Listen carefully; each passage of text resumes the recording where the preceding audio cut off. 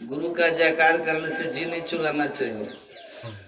3 लोक 9 खंड में गुरु से बड़ा न कोई, इसलिए बोलिए श्री सद्गुरु महाराज की जय, श्री सद्गुरु महाराज की जय, श्री सद्गुरु महाराज की जय। परमाराध्य सद्गुरु महाराज के चरणों में कोटिशः नमन।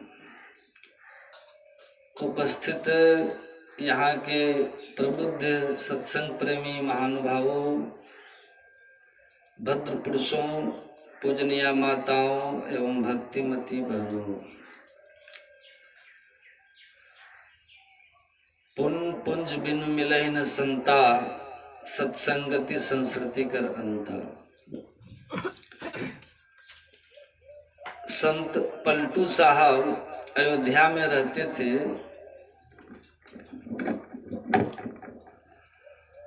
अयोध्या में रह करके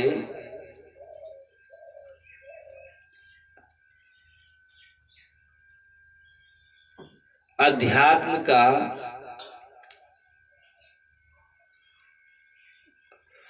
सत्संग का ईश्वर भक्ति का प्रचार करते थे।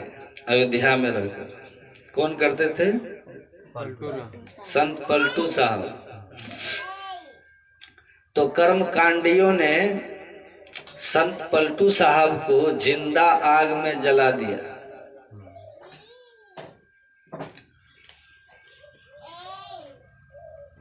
सत्संग का,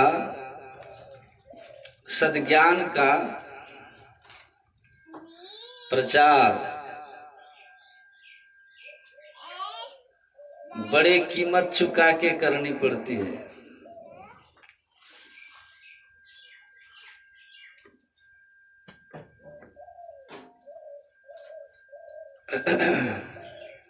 सद्ज्ञान का प्रचार बड़े कीमत चुका के करनी पड़ती है। संत पलटू साहब का भी वही हुआ जो अनादि काल से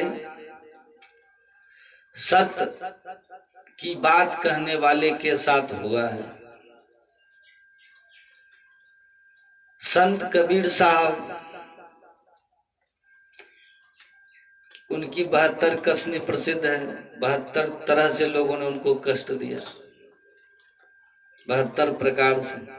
मीराबाई को नाना प्रकार से परिवार के लोगों ने ही उनको परेशान किया, जहर का प्याला पिलाया। सुकरात को जहर का प्याला पिलाया, संत सुकरात को। हजरत मोहम्मद साहब को मक्का छोड़ करके मदीना जाना पड़ा।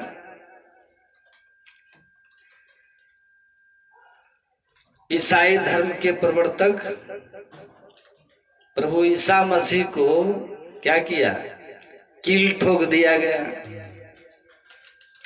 बुद्ध से लेके महावीर और हमारे परमाराध्य सदगुरु महर्षि में ही परमहंस जी महाराज, इनको भी सबके साथ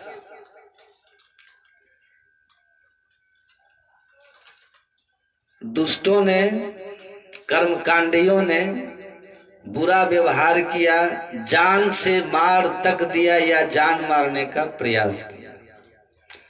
जो सत्य धर्म के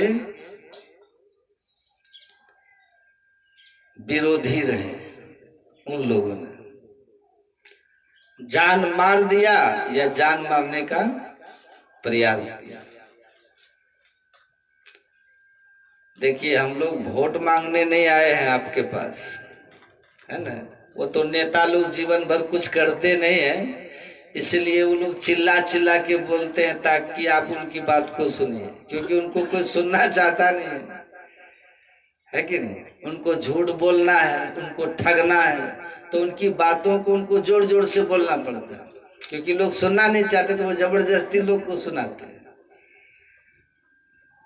यहाँ तो आप लोग सुनने ना आए हैं, हम सुनाने आए हैं। उस ज्ञान को सुनाने आए हैं जो ज्ञान आपके कल्याण का है।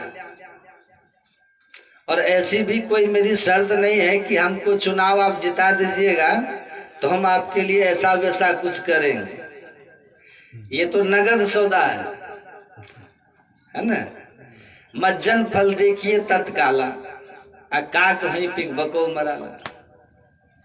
ये तो बिल्कुल नगद सौदा है, तत्काल फल देगा। दे सद्य फल प्रकट प्रभाव हो। सत्संग करने से तत्काल फल देता है, और इसके एक नहीं हजारों लाखों उदाहरण हैं। हंस कहते हैं ना, बगुला हंस हो जाता है और कौआ कोयल बन जाता है। कैसे? मतलब कटुवादी सत्संग में आने से मधुरभाषी हो जाता है, और हिंसक जो होते हैं, मांस मछली खाने वाले, लड़ाई झगड़ा की प्रवृत्ति करने वाले, मांसाहार की प्रवृत्ति वाले, वो इस सत्संग में आते हैं तो विनयी और शाकाहारी हो जाते हैं। समझ रहे हैं बात? ये इस सत्संग का प्रभाव है। इसलिए शांति से सुनना है,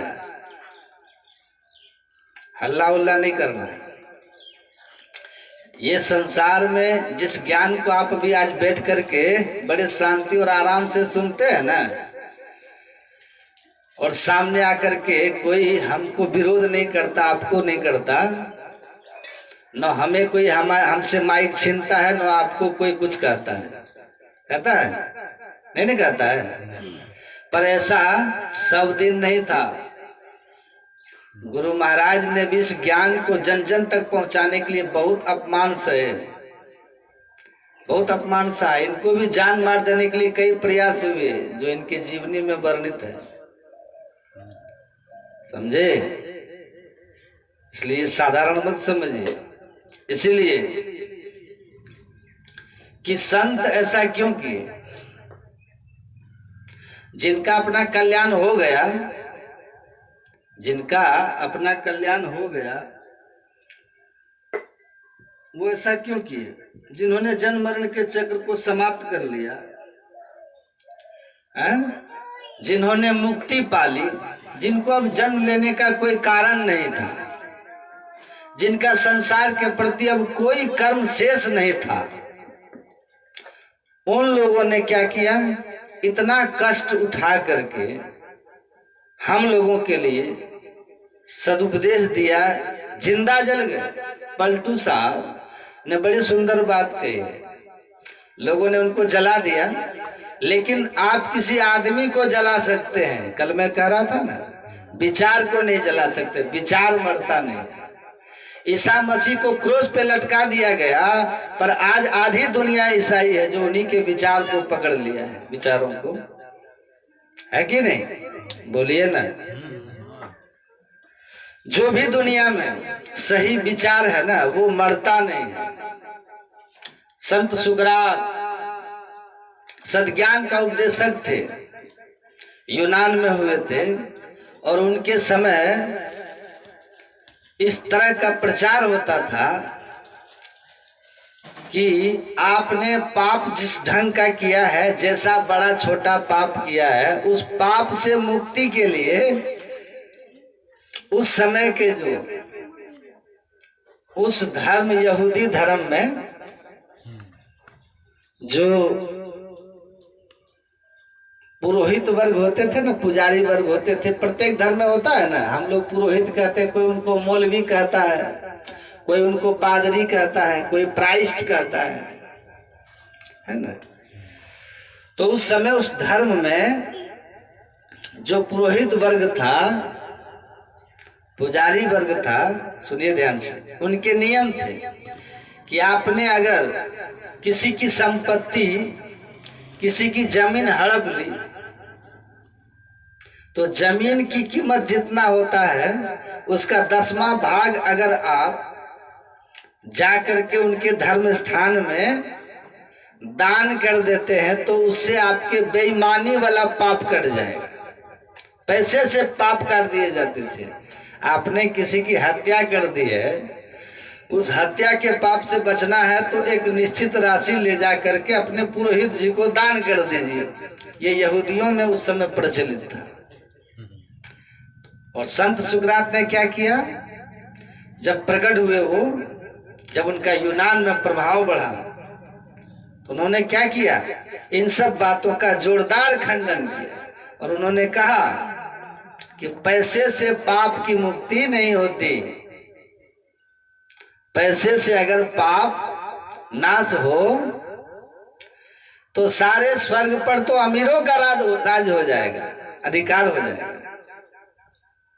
होगा कि नहीं? पाप के नाश का कोई प्रायश्चित इस तरह का नहीं है। ये सब ढोंग और पाखंड है। धर्म के नाम पर दान लेकर, पाप शोधन के नाम पर दान लेकर लोग क्या करते हैं? अपने जीवन में सुख सुविधा भोग रहे हैं। समझिए बात। और बहुत तरह से संत सुकरात ने आध्यात्मिक बातों का प्रचार किया। कहा परोपकार करो, ध्यान करो, ज्ञान, इन सब चीजों से मुक्ति होती है, पाप नाश होता है। धर्म ग्रंथों में भी लिखा है ना कि पाप से मुक्ति के अन्य उपाय नहीं है, केवल सिवाय ध्यान और सत्संग के। जन्मार्जितानि पापानि नाशमायन्ति यस्वे सत्संगतिर्भवे तस्य नान्यथा घटते सः। जन्म जन्मांतर के किए हुए पाप का नाश करने का उपाय क्या है? वो कहते हैं सत्संगति। सत्संग है, सत्संग से पापों का नाश होता है। नान्यथा घटते ही सह, अन्यथा और कोई उपाय नहीं है, और कोई उपाय नहीं है। तो सत्संग के संबंध में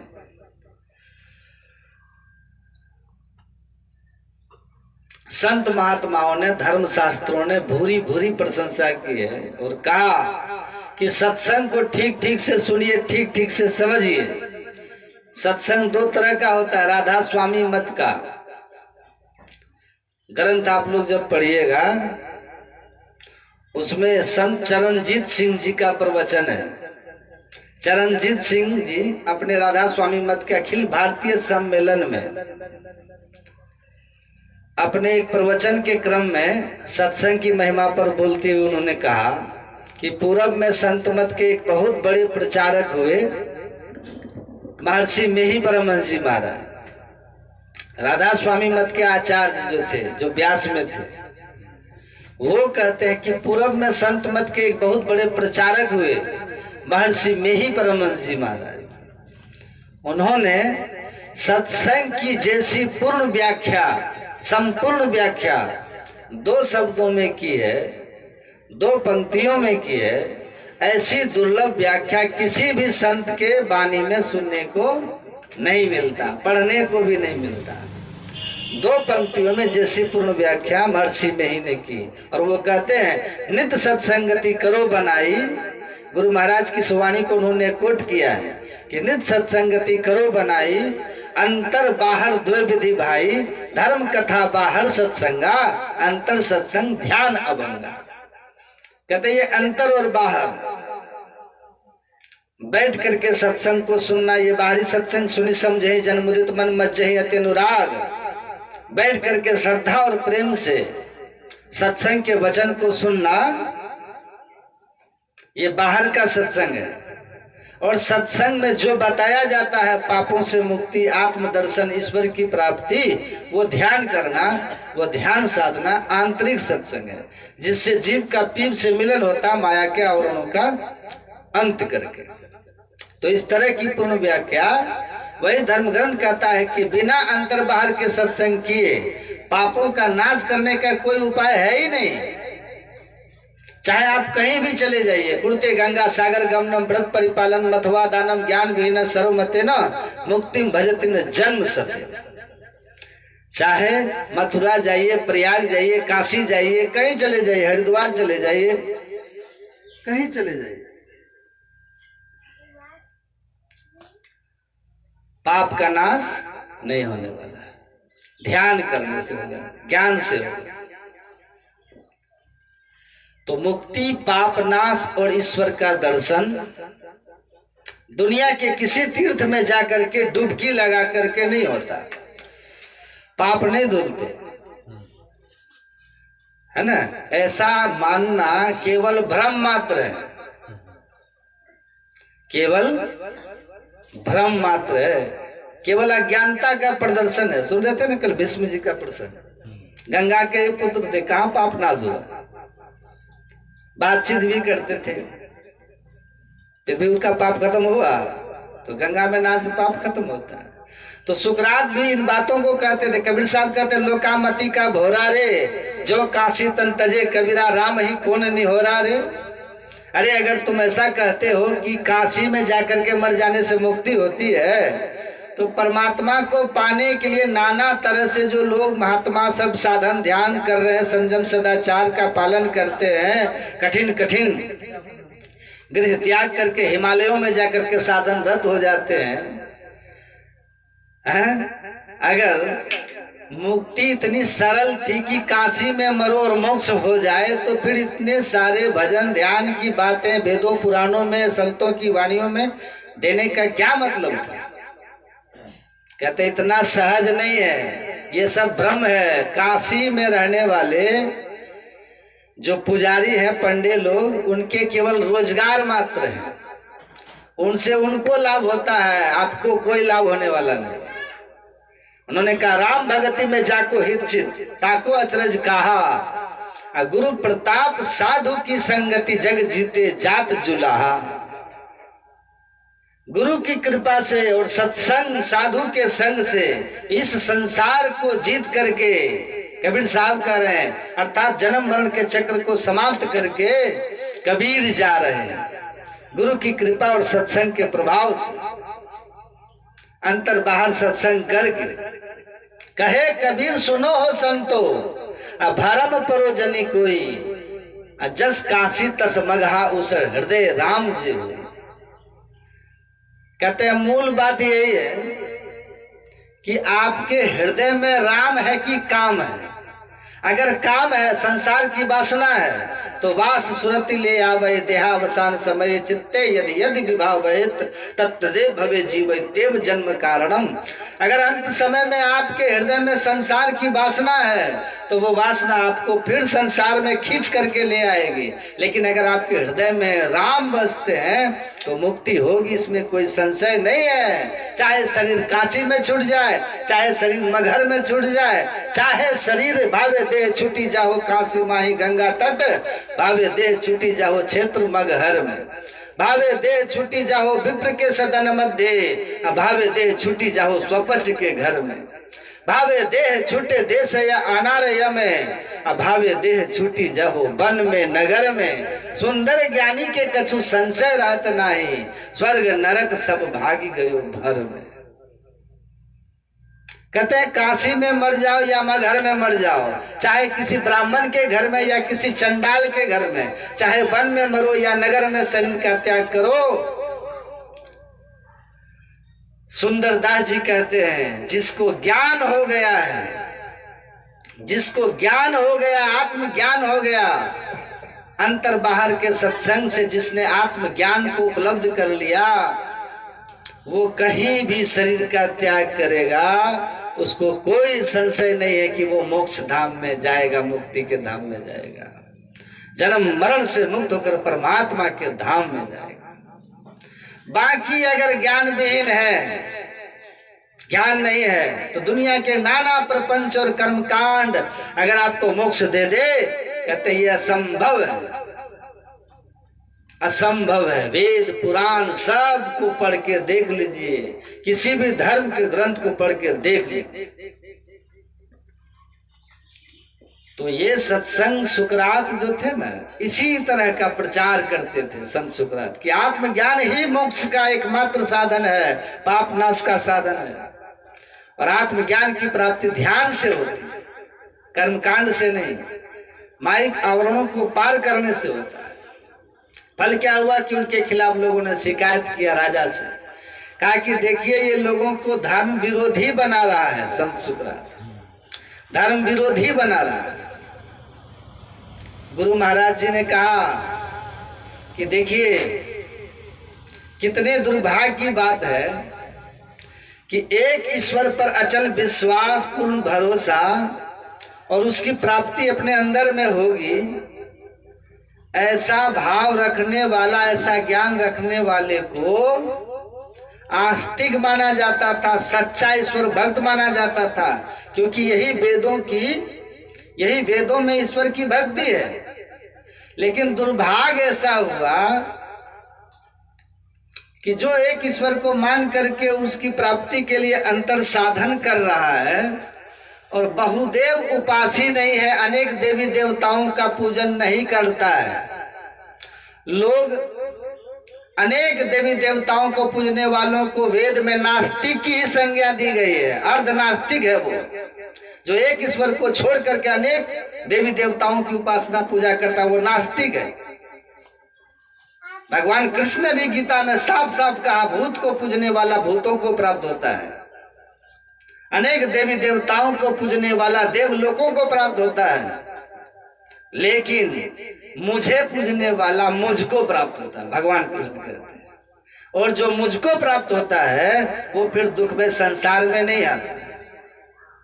लेकिन जो देवी देवताओं की पूजा करता है वो देवताओं के लोग स्वर्ग में जाता है, लेकिन तेतम भुक्त्वा स्वर्गलोकम विशालम क्षीणे पुण्य मर्दलोके विसंति, फिर उसको पुनर्जन्म लेना पड़ता है, इसी संसार में उसको आना पड़ता है, दुख का चक्र नहीं छोड़ता है, जन्म मरण खत्म नहीं होता, 84 के चक्र से मुक्त नहीं हो पाता। तो गुरु महाराज कहते थे कितना दुर्भाग्य है कि जिस वेद में, जिस धर्म ग्रंथ ने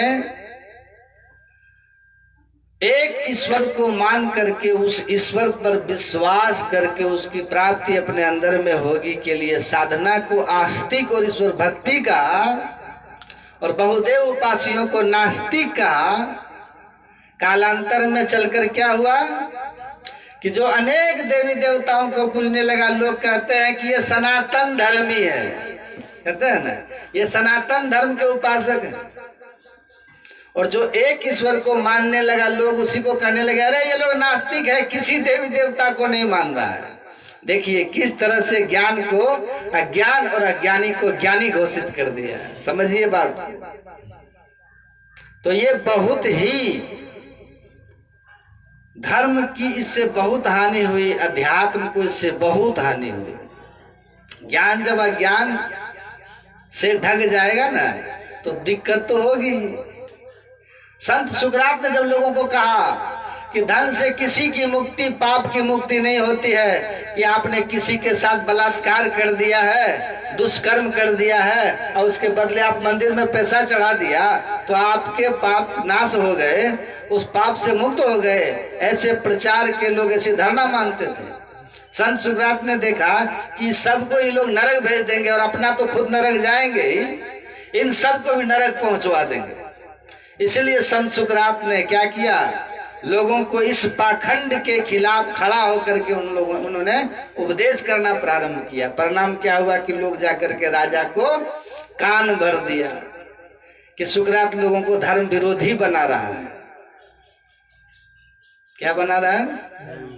तब राजा ने संत सुकरात को कैद करवा लिया और कहा संत सुकरात से कि सुनो, तुम अपने विचार को बदल। क्या कहा? इस प्रचार को खत्म करो तुम। राजा कहता है पहले बलि प्रथा भी चलती थी, अपने यहाँ भी चलता है ना बलि प्रथा। देवता की मिट्टी के देवता को लोग, अभी हुआ होगा आपके यहाँ भी 9 दिन दुर्गा दुर्गा, अगले दिन से मुर्गा मुर्गा, नहीं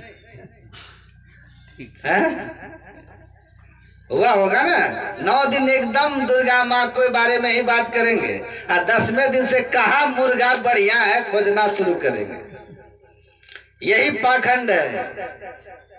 खैर इतना तो है कि 9 दिन बेचारे, 9 दिन कम से कम मुर्गा से बच जाते हैं, तो 9 दिन पाप से तो बचते हैं। इतना जरूर क्रेडिट में माता दुर्गा को देता हूँ कि 9 दिन वो रोज मुर्गा मारने वाले को भी पाप से बचाती है, कम से कम 9 दिन। लेकिन 10वें दिन से जो मुर्गा मुर्गा होता है तो यही बहुत बहुत बुरी बात है।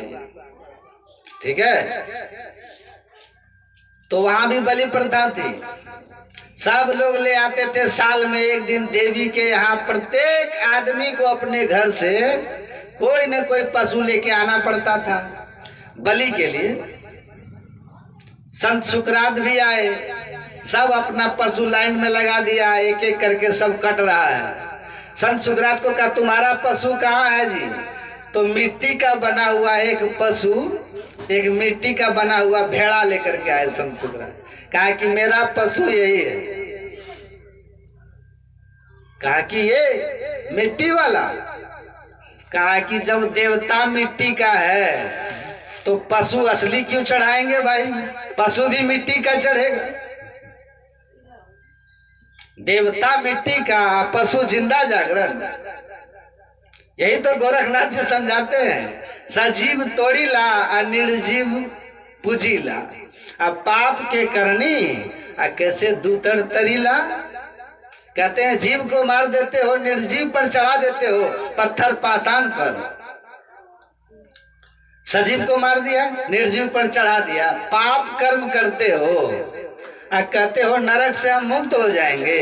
ये तो घोर नरक में और चले जाओगे जी, घोर नरक में चले जाओगे। युपम छित्वा पशुन हत्वा कृत्वा रुधिम कर्दमम यद्यम गम्यते स्वर्गे नरके केन गम्यते। कहते अरे निरीह पशुओं का खून बहा करके उसके मांस को प्रसाद करके खाकर खाने वाला ऐसा दुष्ट आत्मा, ऐसा निर्दयी व्यक्ति अगर स्वर्ग चला जाए तो फिर परमात्मा ने किस पाप के दंड स्वरूप नरक की व्यवस्था की है? अर्थात पशु हत्या करके कोई भी अगर ईश्वर या किसी भी नाम पर, यज्ञ के नाम पर, देवोपहार व्याजेन यज्ञ व्याजेन वातवा घनंति जंतु गत भ्रम घोरांत यान्ते दुर्गतिम। कहते हैं यज्ञ के नाम पर या देवता के नाम पर जो पशु की हत्या करता है, अब प्रसाद करके उसको खाता है, वो घोर नरक में जाता है। ये वेद के वाक्य, घोर नरक में जाता है। तो सुकरात ऐसे ही खंडन करते थे, सत्य ज्ञान की बात करते थे कि ये सब पाप के करनी है, इसको धर्म मत मानो। अरे अहिंसा परमो धर्म, धर्म तो अहिंसा है। दूसरे जीव की रक्षा के लिए अपने आप को जो उत्सर्ग कर दिया, वही धर्म के पथ को जाना है, वही धर्म के पथ का अनुयायी है। तो फल यही हुआ संत सुकरात के साथ, जो सबके साथ हुआ। उनको जहर का प्याला देने के लिए राजा ने कहा कि आप इस ज्ञान का प्रचार करना बंद कर दीजिए, नहीं तो आपको जहर पी के मरना पड़ेगा। 7 दिन का समय दिया। संत सुकरात ने कहा जो मैं आज कह रहा हूं वही 7वें दिन भी कहूंगा। कैद हो गए संत सुकरात। सुकरात के कुछ मित्र लोग मिलने आए और आकर के संत सुकरात से कहा कि आपको क्या लेना देना है, आपको क्या लेना देना है दुनिया से? आपने सत्य को जान लिया, आपका अपना कल्याण हो गया, इसलिए अब आप इस ज्ञान को प्रचारित मत कीजिए। आपकी मुक्ति हो गई ना, आप सत्य को जान गए, आपकी मुक्ति हो गई। अब क्या फायदा है अपने जान दे करके? इस ज्ञान को प्रचार करने का क्या फायदा? छोड़िए। कौन आपके पक्ष में आंदोलन करता है? कौन कर रहा है? कोई तो नहीं कर रहा। मंसूर को काट दिया, कोई खड़ा नहीं हुआ। सरमद को औरंगजेब ने मरवा दिया, कोई खड़ा नहीं हुआ। जब ज्ञान का प्रचार मंसूर और सरमद कर रहे थे तो कोई उन्हीं के हित के लिए कर रहे थे ना, लेकिन उनके साथ दुर्गति हो गई, पर कोई उनके साथ खड़ा नहीं हुआ। वाह, चोर नेता अगर जेल चल जाए ना तो उनके समर्थक आंदोलनरत हो जाते हैं, और अगर कोई सच्चा महात्मा के खिलाफ किसी तरह की साजिश हो जाए तो अनुयायी लोग ही कहने लगते हैं कि ठीक है, गलती किया होगा। इतना कमजोर विश्वास होता है अनुयायी का। कोई खड़ा नहीं होता, सब दुम दमा के भाग खड़े होते हैं। लेकिन फिर भी संत इस बात को जानते हैं कि समय आने पर तुम में से कोई हमारे लिए खड़े नहीं हो। स्वार्थी लोग हो ना, पर तब भी संत आपके हित की बात कहते हैं। क्यों? क्योंकि बंदों संत समान जित हित अनहित नहीं को। आत्मत सर्वभूतेषु, आत्मवत संपूर्ण संसार को वो अपनी आत्मा ही समझते हैं।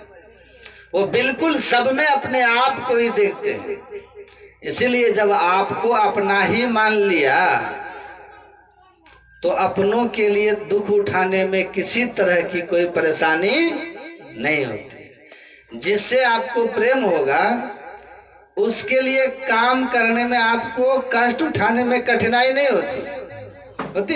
जहां प्रेम घट जाता है वहीं वो किसी के लिए अगर रात में जगना ही पड़ जाए, प्रेम नहीं है तो आपको बड़ा बोझ लगेगा।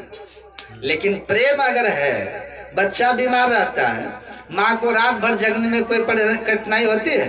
पिता को कोई कठिनाई नहीं होगा, क्योंकि वो बच्चा उसका अपना है। प्रेम है ना, अपना है। जहां अपनापन खत्म हो गया वहां बहुत कठिनाई है। दूसरे के लिए कौन जगेगा, सोचता कि कहां फंस गए।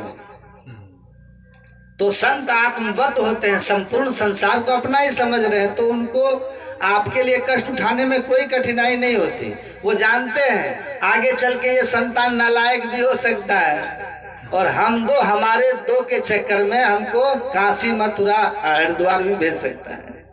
फिर भी माँ बाप अपना समझ के बच्चों को पालते हैं कि नहीं? हैं? बोलिए ना।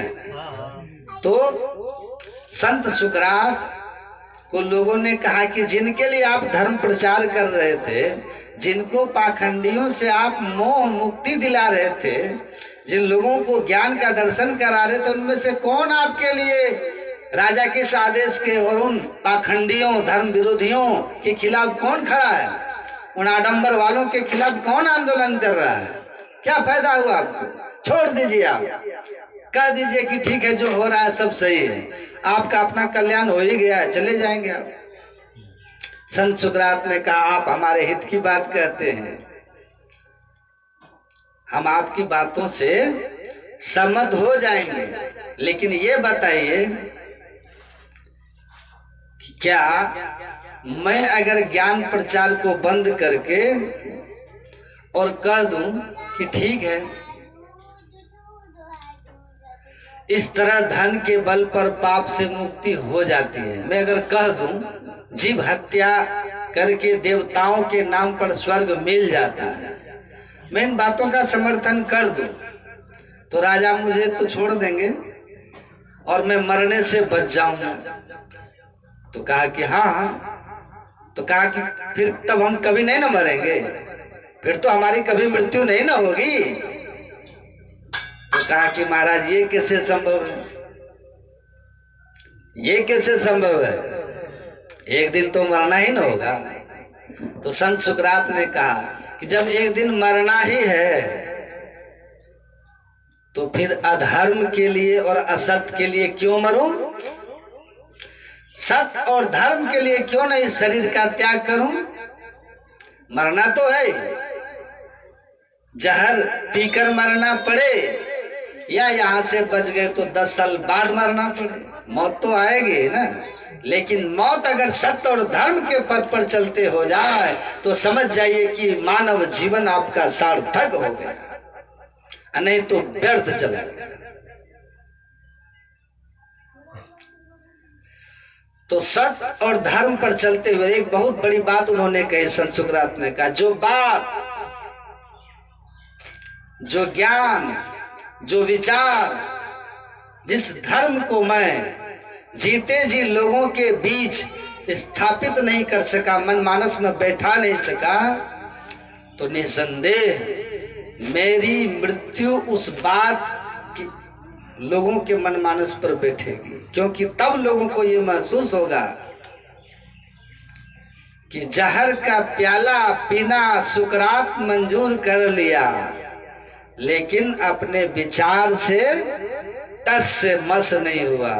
इसका मतलब ये साफ है कि सुकरात के पास कोई ऐसी चीज थी, संत सुकरात में कुछ ऐसी चीज को पा लिया था जिसको पा लेने के बाद मौत का भय निकल जाता है। सुकरात के पास अवश्य ही कोई बहुत बड़ी आध्यात्मिक संपदा थी, ईश्वरीय संपदा थी, जिसने मृत्यु के सामने भी सिर झुकाने से इनकार कर दिया। तो लोग इस ज्ञान को तब मानेंगे। इसीलिए देखिएगा ना कि जब दुनिया से संत चले जाते हैं तो उनके अनुयायी बढ़ना शुरू हो गए, क्योंकि उनकी शहादत हो गई।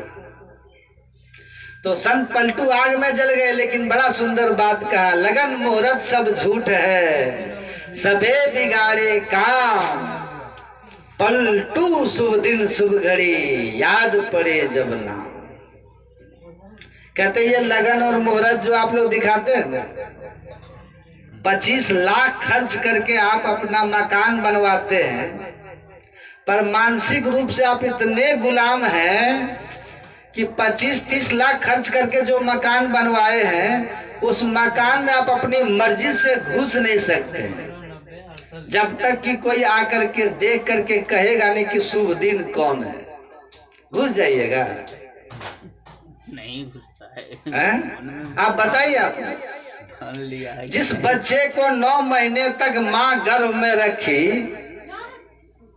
जिसको आपने पाला, जन्म दिया, उसका नाम भी आप अपनी मर्जी से नहीं रखते हो, उसके लिए भी पतरा दिखाते हो। ये आपकी मानसिक गुलामी है, ये धर्म नहीं है, मानसिक गुलामी है। आप अपने बेटा बेटी का विवाह और की तिथि तय कर सकते हो, वो भी कोई और तय करता है 20-50 रुपया लेकर के, है कि नहीं? और ऐसा लगता है जैसे लगन मुहूर्त देख करके शादी होती है तो तलाक नहीं होता है। होता है कि नहीं होता है? अरे मुनि वशिष्ठ से पंडित ज्ञानी शोध के लगन धरी, सीता हरण मरण दशरथ को वन में विपत पड़ी, कर्म गति तारे नाही डरी। कहाँ चला गया महर्षि वशिष्ठ का वो शोधा हुआ लगन, वो मुहूर्त जब कहा कि कल ही राम का राज्याभिषेक करा दो, इससे उत्तम लगन राज्याभिषेक का अभी तक नहीं हुआ। इस युग का सबसे सुंदर ये मुहूर्त है महाराज, राज्याभिषेक के लिए युवराज पद पर। और तत्क्षण उन्होंने निर्णय किया कि कल राम का राज्याभिषेक होगा, लेकिन समय मनाही कब होए हैं काली, बिघन मनाही देव कुचाली, ताही न सुहाई अवध बधावा, चोर ही चांदनी रात न भावा। लेकिन क्या हो गया? ये शोधा हुआ लगन और मुहूर्त कहाँ चला गया? बताइए ना। सीता हरण मरण दशरथ को, भगवान राम को राज्य के जगह वन हो गया, और महाराज दशरथ का प्राणांत हो गया। जो सबसे शुभ दिन था वो सबसे बुरा दिन में उनके लिए, तो दशरथ के लिए तो बुरा दिन हो गया। पलटू साहब कहते हैं याद रखिए लगन मुहूर्त सब झूठ है, सभे बिगाड़े काम, पलटू शुभ दिन शुभ घड़ी, याद पड़े जब नाम। यही शुभ दिन यही शुभ घड़ी है, समझे? शुभ दिन और शुभ घड़ी यही है। आपको पता है गुरु महाराज जा रहे थे ना, कलकत्ता से जालंधर सत्संग करने जा रहे थे। ट्रेन में बैठ करके, सब सुने होंगे, ट्रेन में टिकट बना हुआ था। गुरु महाराज ने पूछा कब की यात्रा है? कहा कि परसों की। गुरु महाराज ने कहा परसों की यात्रा ठीक नहीं है, परसों की यात्रा ठीक नहीं है।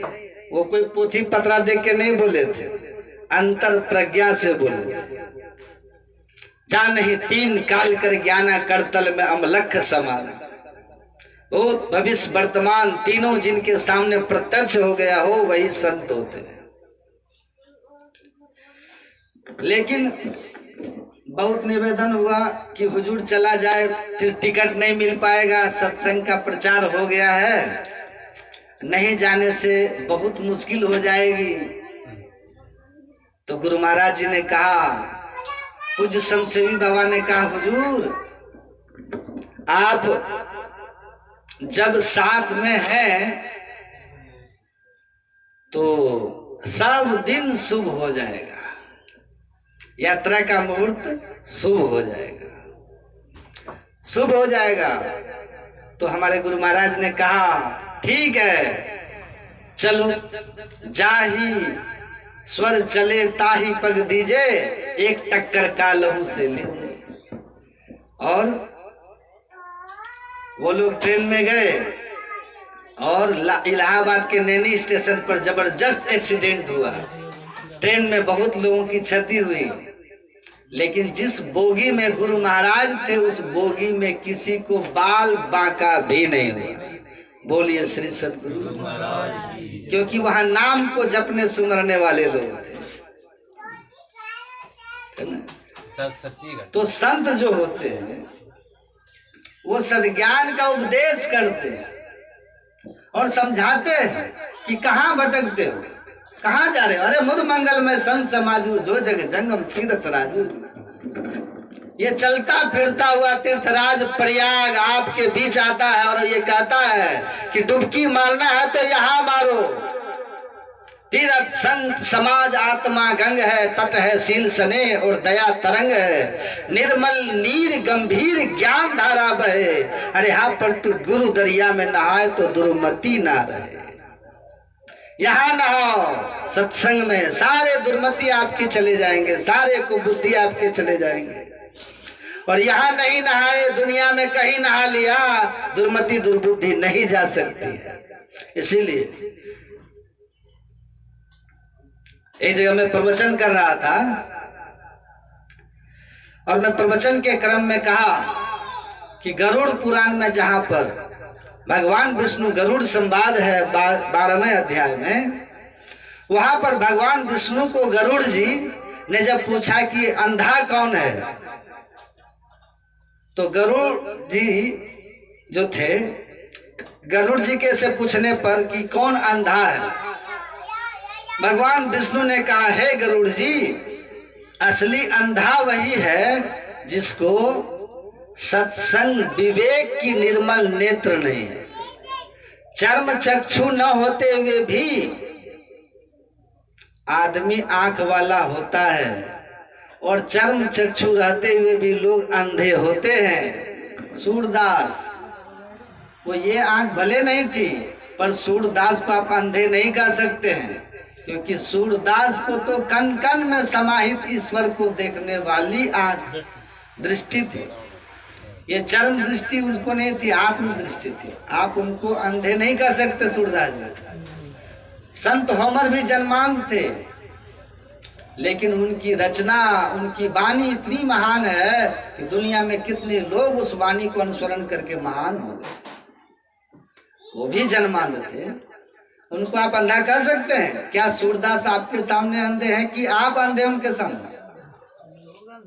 तो वो कहते हैं देखो, जिसको ये चर्म चक्षु, भगवान विष्णु कहते हैं ये चर्म चक्षु है, लेकिन जिसको सत्संग करके विवेक की चक्षु नहीं है, वही अंधा असली है। सत्संगश्च विवेकश्च निर्मलम नयनद्वयम यस्य नास्ति नरः स अंधः कस्यश्च न स्याद् मार्गः। हे गरुड़ जी, जिसको सत्संग और विवेक की निर्मल नेत्र नहीं है वो अंधा है, क्योंकि सत्संग से हीन व्यक्ति धर्म और अधर्म के भेद को नहीं जानता है। वो धर्म के नाम पर बकरे को मारता है, कोई धर्म के नाम पर किसी और को मारता है, कोई ऊंट मारता है तो कोई बकरा मारता है, कोई कुछ और मारता है। और ईसाइयों को तो देखिए ना, उनका अपना अलग कंडीशन है। वो कहते हैं सब ठीक है, सब आने दो, कोई जीव को वो लोग माफ नहीं करते। तो अधर्म अपना प्रभाव बना लिया। वो कहते हैं जो धर्म और अधर्म में भेद नहीं कर सकता, पाप पुण्य में भेद नहीं कर सकता, कर्तव्य अकर्तव्य का भेद नहीं कर सकता, क्योंकि ये सब कहाँ होता है?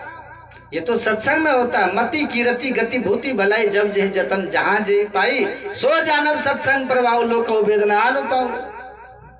कहता है वेदों में और दुनिया के किसी भी धर्म ग्रंथों में ये जो सद्बुद्धि है ना, सद्विवेक है, सद्ज्ञान है, धर्म अधर्म को अंतर करने वाला जो विवेकवती बुद्धि जिसको सुमति कहते हैं, वो सत्संग को छोड़कर कहीं और से प्राप्त नहीं होता है, कहीं और से प्राप्त नहीं होता है। और जिसको सुमति आ गई उसके पास कीर्ति, धन, ऐश्वर्य, भलपन और मुक्ति सब आ जाती है, क्योंकि सबका आधार सुमति है। जहाँ सुमति तहाँ संपत्ति नाना, और जहाँ सुमति तहाँ विपत्ति निधाना। जहाँ सुमति है वहाँ संपत्ति है। अच्छी बुद्धि, विवेक, धर्माचरण, कहते हैं वहाँ कीर्ति भी आएगी, वहाँ धन ऐश्वर्य भी आएगा। तभी तो कहा ही 4 फल अचत तनु, साधु समाज प्रयाग। अर्थ, धर्म, काम और मोक्ष चारों की प्राप्ति होती है सत्संग से। सत्संग की ये महिमा। तो कहते हैं कि जिसको सत्संग जो नहीं किया उसको विवेक नहीं होगा। सत्संग विवेकहीन व्यक्ति असली अंधा वही है, क्योंकि वो धर्म के नाम पर कौन सा ऐसा पाप है जो वो नहीं करेगा। इस देव दुर्लभ मनुष्य शरीर से जिससे ईश्वर पाया जा सकता था, सदा के लिए दुखों से छूटा जा सकता था, उस देव दुर्लभ तन से नाना प्रकार के पाप कर्मों के करके वो 84 लाख जोनी और नरक में चला जाता है। तो विवेकहीन व्यक्ति, सत्संगहीन व्यक्ति ही सही अर्थ में अंधा होता है ना, वही अंधा होता है।